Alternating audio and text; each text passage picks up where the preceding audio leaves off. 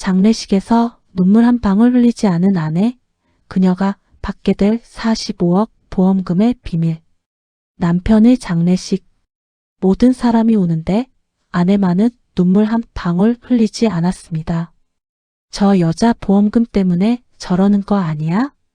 45억이면 남편 죽어도 안 울만하지. 사람들의 수군거림 속에서도 아내는 묵묵히 서 있을 뿐이었습니다. 하지만 장례가 끝난 그날 밤 그녀는 남편이 남긴 봉투 하나를 발견합니다.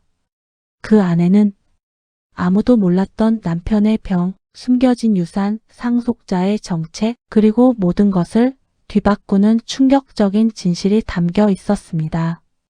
안녕하세요, 여러분. 오늘 이야기는 보험금을 둘러싼 오해와 진실, 그리고 한 남자가 남긴 마지막 사랑에 관한 이야기입니다. 이 이야기는 실화가 아닌 재창작된 허구의 드라마입니다. 영상을 시청하시기 전에 구독과 좋아요, 그리고 댓글 한 줄은 저에게 정말 큰 힘이 됩니다. 여러분의 작은 응원이 더 좋은 이야기를 만드는 원동력이 되니까요. 그럼 지금부터 이야기를 시작하겠습니다. 박진우 60. 대기업 임원 출신으로 평생 성실하게 살아온 남자였다. 그런 그가 갑자기 쓰러졌다. 심장마비. 아내 윤미선 56은 급히 병원으로 달려갔지만 남편은 이미 의식을 잃은 상태였고 결국 그날 밤 세상을 떠났다. 장례식장은 조문객들로 가득 찼다. 회사, 동료들, 친척들, 오랜 친구들까지. 그런데 이상한 점이 하나 있었다. 아내 미선은 단 한 번도 눈물을 흘리지 않았다. 영정 사진 앞에서도, 조문객들 앞에서도, 심지어 관을 닫는 순간에도 그녀는 그저 조용히 서 있을 뿐이었다. 사람들은 수군거리기 시작했다. 저 사람 남편 죽었는데 왜 안 울어? 남편이 보험 엄청 들어뒀다던데 45억이래. 그래서 저러는 거 아냐? 돈 생각에. 시댁 가족들의 시선도 차가웠다. 특히 남편의 여동생 박선영은 노골적으로 따졌다. 언니 왜 이래요? 오빠가 죽었는데 눈물 한 방울 안 나와요? 미선은 입술만 꾹 깨물었다. 말을 하려고 해도 목구멍이 막혀서 아무 소리도 나오지 않았다. 죄송해요. 겨우 이 한마디만 나왔다. 선영은 황당하다는 표정으로 고개를 저었다. 언니가 그렇게 냉정한 사람인 줄 몰랐어요. 오빠가 진짜 불쌍하네. 그 말은 비수처럼 미선의 가슴을 찔렀다. 하지만 그녀는 여전히 대꾸하지 않았다. 장례식이 끝나고 사람들은 하나둘 떠났다. 그리고 미선은 홀로 남겨졌다. 빈 장례식장, 꺼지지 않은 촛불, 그리고 남편의 영정만이 그녀를 바라보고 있었다. 미안해요. 그녀는 영정 앞에 무릎을 꿇고 앉았다. 제가 정말 냉정한 사람처럼 보였죠? 떨리는 손으로 영정 사진을 쓰다듬었다. 하지만 당신도 알잖아요. 제가 우는 걸 얼마나 싫어하는지. 미선은 어릴 적부터 남들 앞에서 우는 것을 극도로 꺼려했다. 부모님이 일찍 돌아가신 뒤 친척집을 전전하며 자랐던 그녀는 울면 약해 보인다는 생각에 눈물을 참는 버릇이 생겼다. 남편 진우만이 그 사실을 알고 있었다. 당신 저 혼자 두고 어떻게 가요? 그녀의 눈가가 붉어졌지만 여전히 눈물은 흐르지 않았다. 장례를 마친 뒤 미선은 집으로 돌아왔다. 텅 빈 집, 남편의 흔적만 남아있는 공간. 그녀는 남편의 서재로 향했다. 책상 위엔 정리되지 않은 서류들이 놓여 있었다. 회사 관련 문서, 영수증, 메모지들. 그중 하나가 눈에 띄었다. 진단서. 진단서? 미선은 종이를 집어들었다. 그리고 내용을 읽는 순간 손이 부들부들 떨렸다. 말기 췌장암. 이게 뭐야? 진단 날짜는 1년 6개월 전이었다. 1년 반 전부터 알고 있었다고? 미선은 믿을 수가 없었다. 남편은 그동안 아무 내색도 하지 않았다. 회사도 정상적으로 다녔고 주말엔 함께 등산도 갔다. 왜 나한테 말 안 한 거야? 그녀는 계속 서류를 뒤졌다. 그리고 서랍 깊숙한 곳에서 하얀 봉투 하나를 발견했다. 봉투 겉면엔 이렇게 적혀 있었다. 미선에게. 손으로 직접 쓴 남편의 글씨였다. 미선은 떨리는 손으로 봉투를 뜯었다. 편지가 나왔다. 미선아, 이 편지를 읽고 있다면 나는 이미 곁에 없겠지. 미안하다. 병을 숨긴 것도, 혼자 짊어진 것도. 하지만 당신에게 말했다면 당신은 일을 그만두고 나를 간호했을 거야.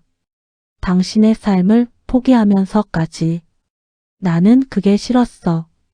그래서 보험을 준비했다. 당신이 남은 인생 걱정 없이 살 수 있도록. 45억. 큰 돈이야. 하지만 당신 혼자 쓰라고 남긴 돈은 아니야. 미선은 편지를 읽다가 멈췄다. 혼자 쓰라고 남긴 게 아니라고? 편지는 계속 이어졌다. 보험금 수익자를 확인해봐. 당신 말고 한 사람이 더 있을 거야. 그 사람은 강지원 식구. 우리가 몇 년 전부터 도와주던 그 아이야. 미선의 눈이 커졌다. 지원이? 강지원. 미선이 몇 년 전부터 장학금을 지원해 주던 학생이었다. 부모 없이 할머니 손에 자란 아이.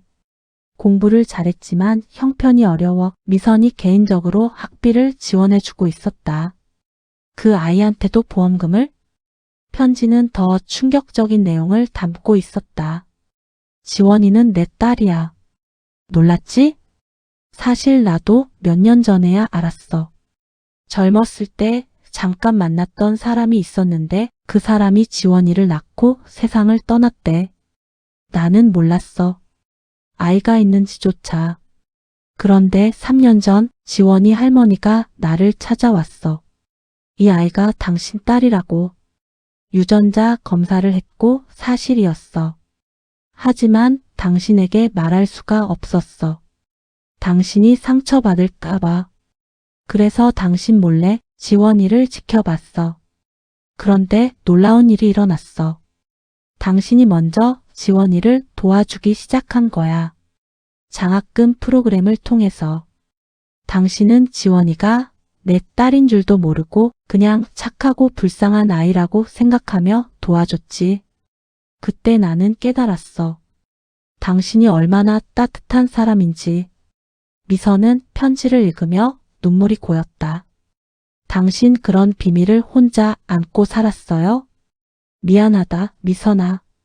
나는 비겁한 남자였어. 당신에게 사실을 말할 용기가 없었어. 하지만 지원이는 죄가 없잖아. 그 아이는 정말 착하고 똑똑하고 따뜻한 아이야. 당신을 꼭 닮았어.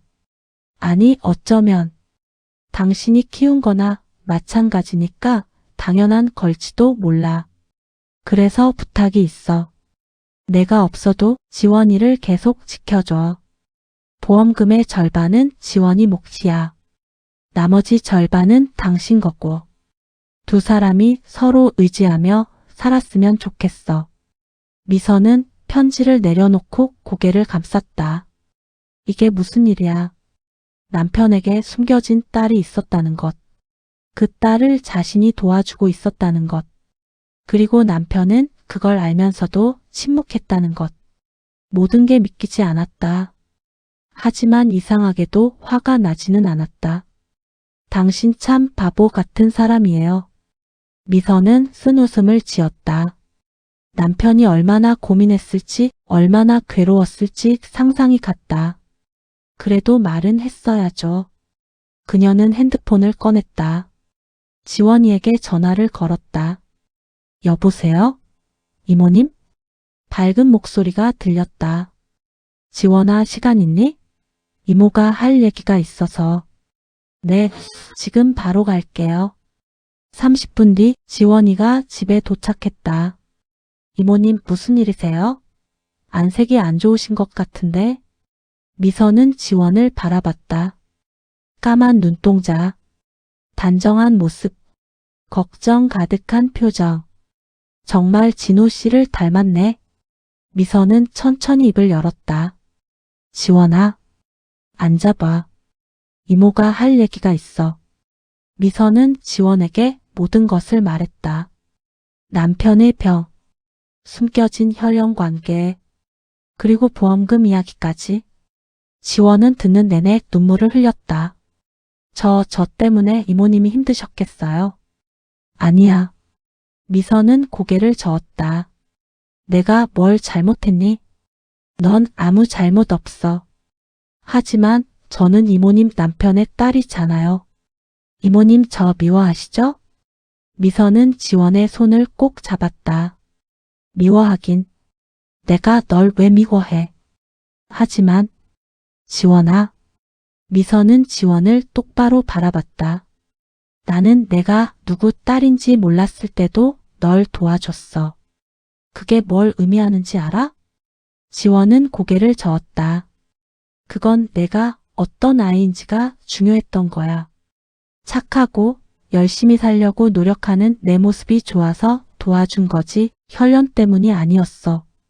미선은 편지를 다시 꺼냈다. 그리고 편지에 이런 말도 있더라. 미선아, 지원이한테 하나 더 부탁한 게 있어. 내가 없어지면 당신 곁을 지켜달라고. 당신은 혼자 사는 걸 싫어하잖아. 근데 나까지 없으면 정말 외로울 거야. 그래서 지원이한테 부탁했어. 당신 곁에 있어 달라고. 물론 지원이도 원한다면 말이야. 당신들 둘이서 서로 의지하며 살았으면 좋겠어. 그게 내가 남길 수 있는 마지막 선물이야. 미선은 편지를 읽고 나서 지원을 봤다. 너 이거 알고 있었니? 지원은 고개를 끄덕였다. 아저씨가 몇 달 전에 저한테 말씀하셨어요. 자기가 곧 떠날 거라고. 그리고 이모님 곁을 지켜달라고. 그래서 저는 당연하다고 생각했어요. 지원의 눈에서 눈물이 흘렀다. 이모님은 저한테 정말 큰 은인이에요. 장학금도 주시고 밥도 사주시고 힘들 때마다 격려해 주시고. 아저씨가 부탁 안 하셨어도 저는 이모님 곁에 있고 싶었어요. 미선은 지원을 꼭 안아줬다. 고마워, 지원아. 두 사람은 한참을 그렇게 울었다. 그날 밤 미선은 남편의 영정 앞에 앉았다. 당신 정말 바보 같은 사람이에요. 그녀는 처음으로 눈물을 흘렸다. 혼자 아프면서도 혼자 걱정하면서도 끝까지 우리 생각만 했죠. 눈물이 뺨을 타고 흘렀다. 미안해요. 장례식 때 못 울어서. 사람들이 뭐라 하는지 다 들었어요. 저보고 냉정하다고, 돈 때문에 저런다고. 하지만 전 울 수가 없었어요. 당신 앞에서만 울고 싶었거든요. 미선은 영정 사진을 쓰다듬었다. 이제 울게요. 당신 앞에서. 그녀는 그날 밤 처음으로 마음껏 울었다. 며칠 뒤 미선과 지원은 함께 남편의 묘소를 찾았다. 가을바람이 불고 낙엽이 떨어지는 조용한 언덕. 두 사람은 묘비 앞에 꽃을 놓았다. 아저씨 저 왔어요. 지원이 묘비를 쓰다듬었다. 이모님이랑 잘 지낼게요. 아저씨가 부탁하신 것처럼 이모님 곁에서 열심히 살게요. 미선도 무릎을 꿇고 앉았다. 당신이 남긴 45억. 저 혼자 쓰라고 남긴 돈이 아니라면서요? 그녀는 쓴 웃음을 지었다. 그래요. 알겠어요. 지원이랑 나눠 쓰겠어요. 아니, 돈보다 더 중요한 걸 나눠 가질게요. 뭔데요, 이모? 지원이 물었다. 미선은 지원의 손을 꼭 잡았다. 가족. 네? 우리 이제 가족으로 살자. 지원의 눈에서 눈물이 쏟아졌다. 정말요? 응. 당신 아버지가 원했던 거니까. 미선은 묘비를 바라봤다. 당신 이게 하고 싶었던 거죠? 우리 둘이 서로 의지하며 살기를. 바람이 불었다. 마치 남편이 대답하는 것처럼 따뜻한 바람이었다. 걱정 마요. 당신이 남긴 사랑 제가 잘 지킬게요. 그날 이후 미선과 지원은 함께 살기 시작했다. 보험금은 두 사람이 나눠 가졌지만 정작 중요한 건 돈이 아니었다. 미선에게는 외로움을 달래줄 가족이 생겼고 지원에게는 의지할 수 있는 엄마가 생겼다. 그리고 사람들의 오해도 풀렸다. 박진우 씨 부인 정말 대단한 분이시더라. 남편이 숨겨둔 딸까지 받아들이다니. 역시 사람은 겉모습만 보면 안 되는구나. 하지만 미선은 그런 말들에 신경 쓰지 않았다. 중요한 건 남편이 남긴 사랑을 잘 지키는 것. 그리고 지원과 함께 새로운 삶을 사는 것. 어느 봄날 미선과 지원은 다시 묘소를 찾았다. 아저씨, 저 대학 합격했어요. 지원이 밝게 웃으며 말했다. 이모님이 정말 많이 도와주셨어요. 덕분에 꿈꾸던 대학에 갔어요. 미선도 미소 지었다. 당신 덕분이에요. 당신이 지원이를 남겨줘서 제가 이렇게 행복할 수 있어요. 묘비에는 이렇게 새겨져 있었다. 사랑하는 남편, 아버지 박진우. 미선은 묘비를 쓰다듬으며 속삭였다. 45억은 결국 당신이 남긴 사랑의 증거였어요. 돈이 아니라 우리를 이어준 따뜻한 마음이었죠. 바람이 불었다. 꽃잎이 흩날렸다. 그리고 두 사람은 손을 꼭 잡은 채 언덕을 내려갔다. 이 이야기가 여러분의 마음에 작은 울림이 되었기를 바랍니다. 구독과 좋아요, 댓글로 응원해 주시면 더 좋은 이야기로 찾아뵙겠습니다. 감사합니다.